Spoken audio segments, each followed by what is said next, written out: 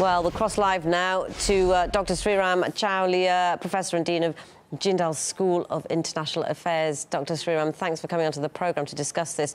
A historic moment, as we mentioned, a Twitter meeting, so no one really knew if it was going to go ahead or not. As the North Koreans said, they were quite surprised by how that happened. Trump, Kim Jong Un, they have met. What do you think the difference is going to... is this going to make a difference, do you think, this meeting and where they've met, and including that historical moment? Are we going to see any changes?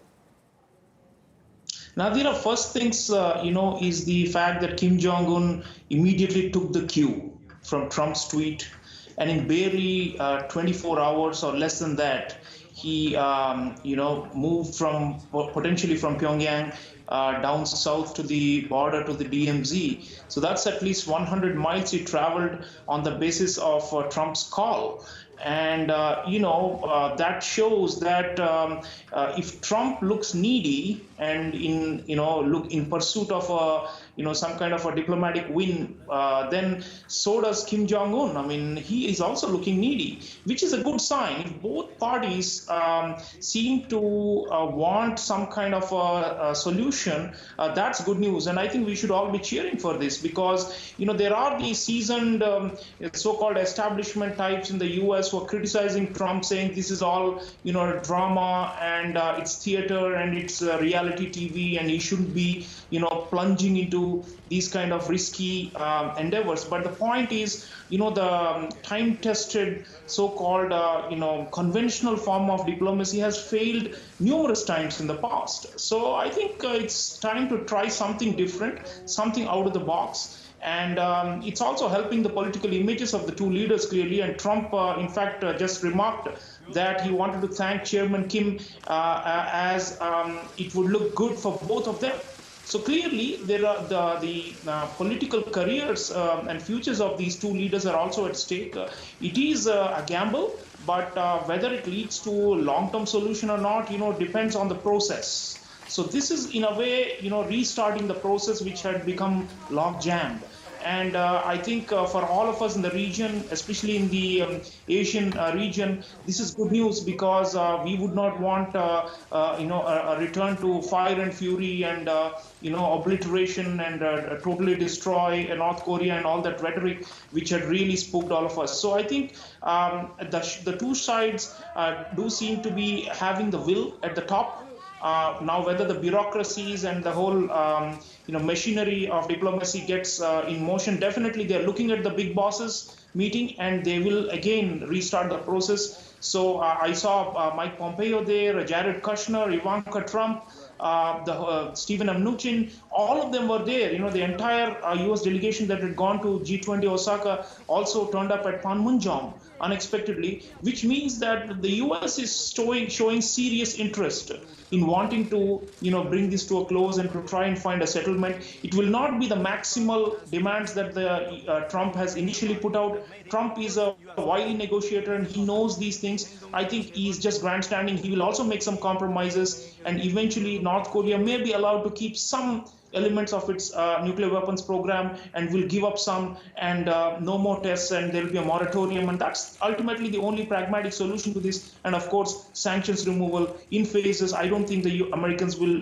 give them up all at one go, but the Bolton strategy of bombing the hell out of North Korea and or forcing them to crawl on their knees, all that is over. Trump is simply saying, look, I've understood the problem. I've seen this now for the last 1 year. For us to move forward, we have to show some pragmatism and some concessions from our side. I think that's what's going to happen eventually in the run-up to his own re-election. He will want to show North Korea as his one big success. Yeah, I mean, Sreeram, if you look, if you look at what Trump's saying about himself, he does seem to think of himself as a bit of a peacemaker, doesn't he? And in a strange sort of way, this step today almost proves that, certainly with North Korea, despite the fact, and I just want us to listen in to some of the strong rhetoric he's used in the past, because it's certainly a contradiction that we're seeing here. Let's have a quick listen. Oh, I'm sorry, we don't. So we've obviously heard very crude remarks coming from the US president against North Korea's president there. Yet he's managed somehow to send a Twitter invite, effectively, as the US president, which I don't think we've seen before, have we, in official terms, and got his whole delegation there, and they are now having a meeting. Obviously, we've discussed whether it's going to make a difference or not, because so far what we've seen is neither side wanting to compromise. How likely do you think they are going to compromise? Because that's a big word here, isn't it, for the US and for North Korea? Nadira, I think the economic situation in North Korea has been deteriorating.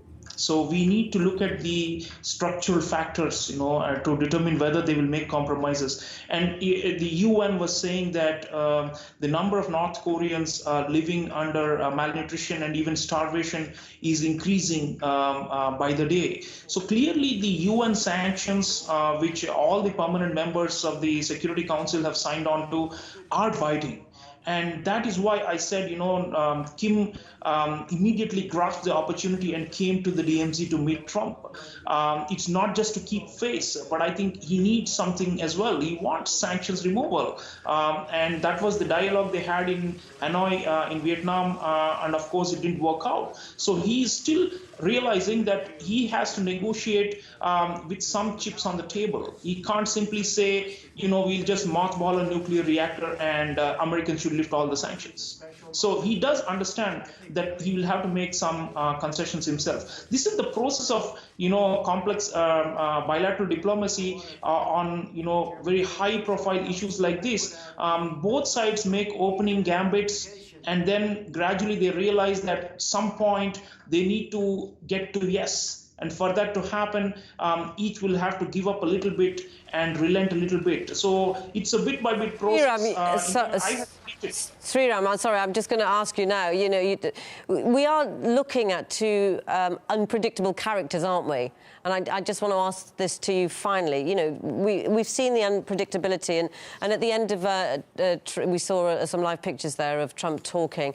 He said that this was a special moment. Looking back at 2.5 years, it was a dangerous situation. Look where we are now. It's been great, and this is quite telling. I enjoy being with you. Thank you very much. That's what he said to Kim Jong Un. Having said that, as we've talked to a number of experts, is that going to be enough for those compromises to be made by two unpredictable characters? Well, the volatility remains. I mean, Trump can blow hot or cold over phases, and we've seen that. For North Korea, I think most of their posturing is towards the domestic, signaling towards the domestic audiences, which has been mobilized historically with a very, very anti-Western and anti-American agenda. So now for them to say that, look, we are working together and coming to a deal, they will also need some time to process this. But the personalities of the two leaders does give me hope, because, as I said, the systems, the processes, and the so-called established mechanisms have all been disasters.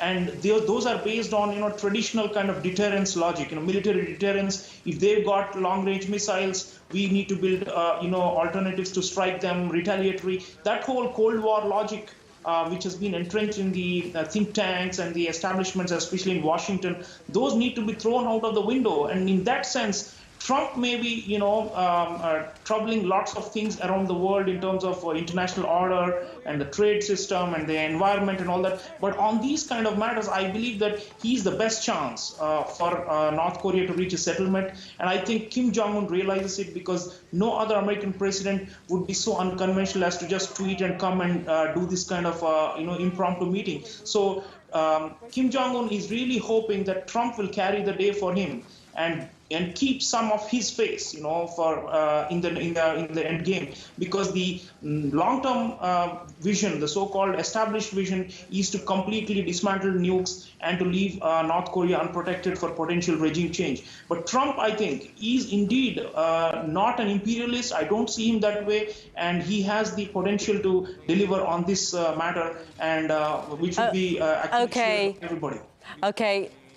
Thank you so much, Dr. Sreeram Chaulia, Professor and Dean of Jindal School of International Affairs. We will obviously be keeping across this subject throughout the day. Thanks for coming onto the programme.